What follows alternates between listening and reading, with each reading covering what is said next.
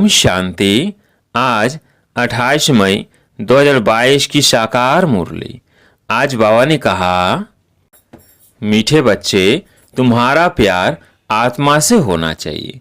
चलते फिरते अभ्यास करो। मैं आत्मा हूँ, आत्मा से बात करता हूँ। मुझे कोई बुरा काम नहीं करना है। प्रश्न, बाप द्वारा रचा हुआ यज्ञ जब तक चल रहा है तब तक ब्राह्मणों को बाप का कौन सा फरमान जरूर पालन करना है? उत्तर, बाप का फरमान है, बच्चे, जब तक यह रुद्र यज्ञ चल रहा है तब तक तुम्हें पवित्र जरूर रहना है। तुम ब्रह्मा के बच्चे ब्रह्म कुमार कुमारी कभी विकार में नहीं जा सकते। अगर कोई इस फरमान की अवज्ञा करते हैं तो बहुत कड़े दंड के भागी बन जाते हैं।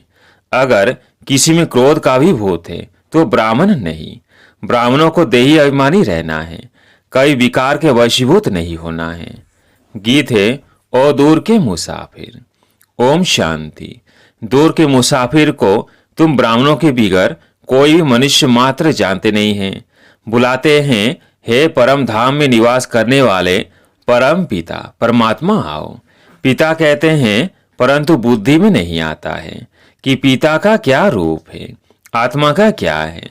बस समझते हैं आत्मा भ्रिकुटी के बीच सितारे समान रहती है, बस, और कुछ नहीं जानती। हमारी आत्मा में 84 जन्मों का पाठ भरा हुआ है।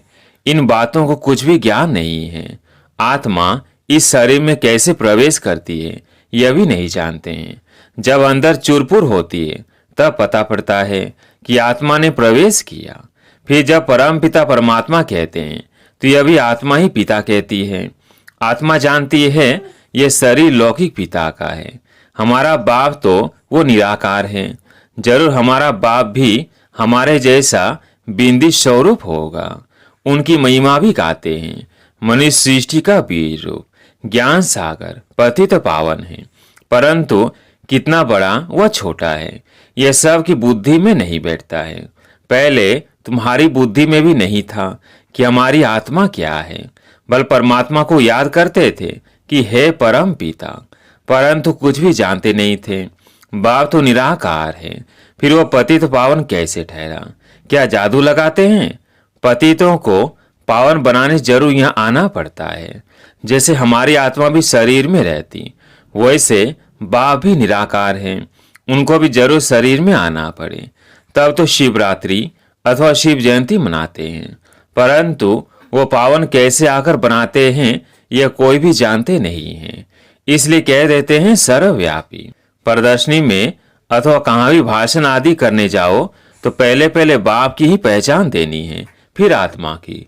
आत्मा तो भ्रिकुटी के बीच में रहती है, उसमें ही सारे संस्कार रहते हैं। शरीर तो खलास हो जाता है, जो कुछ करती है वो आत्मा ही करती है। शरीर के आर्गन्स आत्मा के आधार पर ही चलते हैं। आत्मा रात को अशरीरी हो जाती है। आत्मा ही कहती है, आज मैंने आराम बहुत अच्छा किया है, आज मुझे आराम नहीं आया। मैं इस शरीर द्वारा यह धंधा करता हूँ। यह तुम बच्चों को आदत पड़ जानी चाहिए। आत्मा ही सब कुछ करती है। आत्मा शरीर से निकल जाती है तो उनको मुर्दा कहा जाता है, कोई काम का नहीं रहता है। आत्मा निकलने से शरीर में जैसे बास हो जाती है। शरीर को जाकर जलाते हैं तो तुम्हारा आत्मा के साथ ही प्यार है। तुम बच्चों को यह शुद्ध अभिमान होना चाहिए कि मैं आत्मा हूँ। पूरा आत्म अभिमानी बनना है। मेहनत सारी इसमें ही है। मुझ आत्मा को इन आर्गन्स द्वारा कोई बुरा काम नहीं करना चाहिए, नहीं तो सजा खानी पड़ेगी। भोगना भी तब भोगी जाती है जब आत्मा को शरीर है। बिगड़ शरीर आत्मा दुख भोग ना सके। तो पहले आत्म अभिमानी फिर परमात्म अभिमानी बनना है। मैं परम पिता परमात्मा की संतान हूँ। कहते भी हैं कि परमात्मा ने हमको पैदा किया है, वो है रचयिता, परंतु वो रचता कैसे है कोई भी नहीं जानते हैं। अभी तुम जानते हो कि परम पिता परमात्मा नई दुनिया की कैसे स्थापना करते हैं। पुरानी दुनिया में रहते हैं। देखो कैसी युक्ति है, उन्होंने तो प्रलय दिखा दी। कहते हैं पीपल के पत्ते पर एक बालक आया, फिर बालक तो दिखाते नहीं। इसको कहा जाता है अज्ञान। कहते हैं भगवान ने शास्त्र बनाए, व्यास भगवान तो हो ना सके। भगवान शास्त्र बैठ लिखते हैं क्या? उनके लिए तो गाया हुआ है, वो सब शास्त्रों का सार समझाते हैं। बाकी इन वेद शास्त्र पढ़ने से कोई का कल्याण नहीं हो सकता।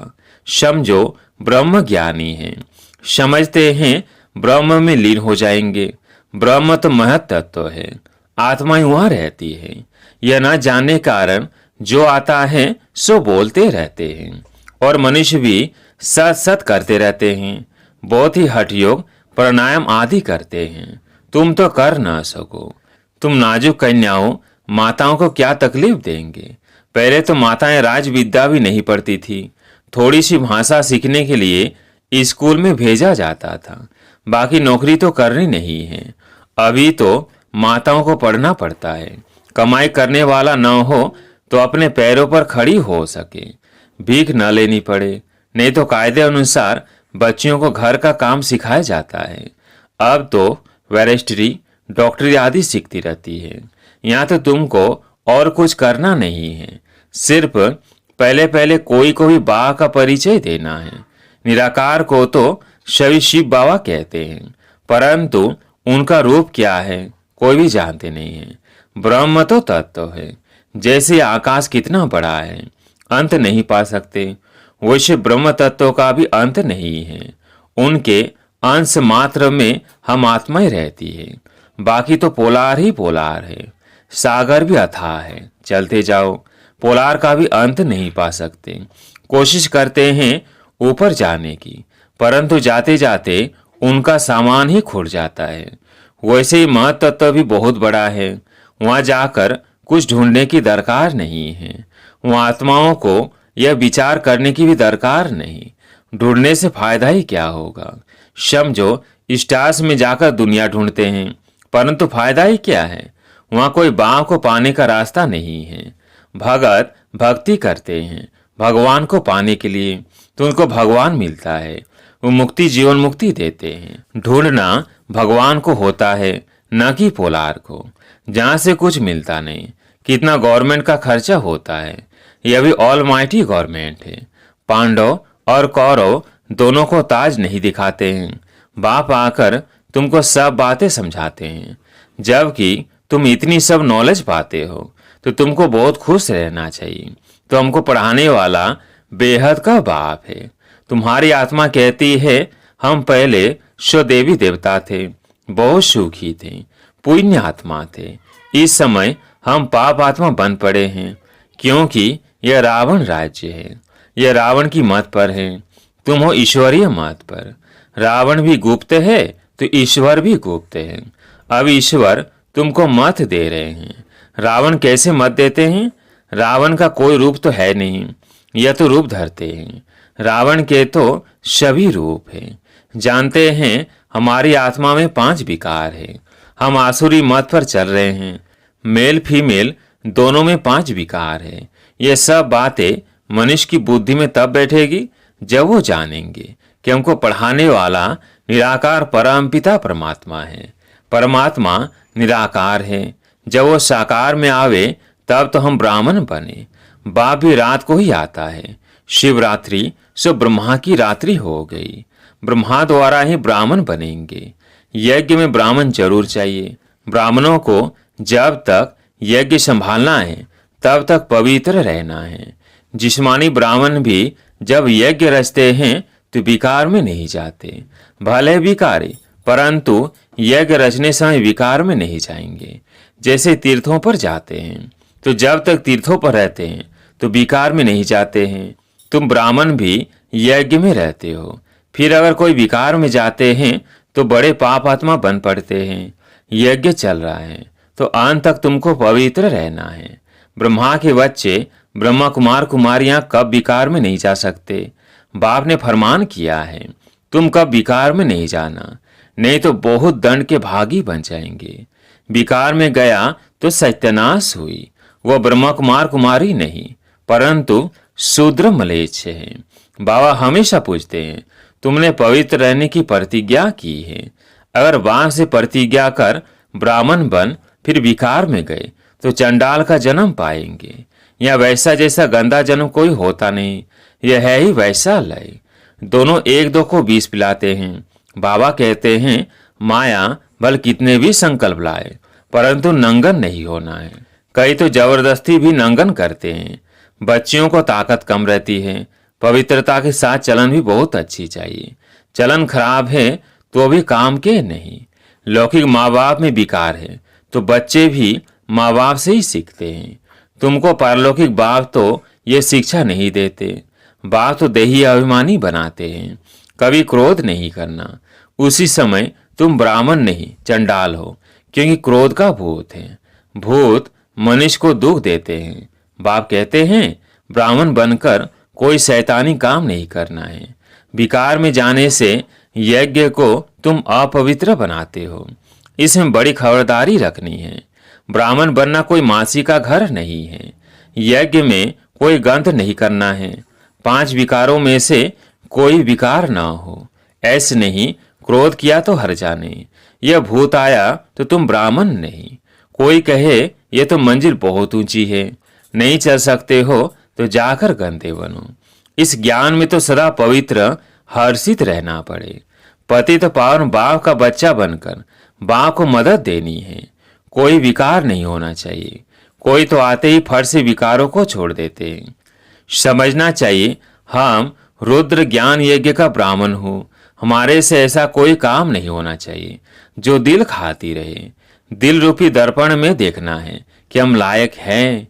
भारत को पवित्र बनाने के हम निमित्त हैं, तो योग में भी जरूर रहना है।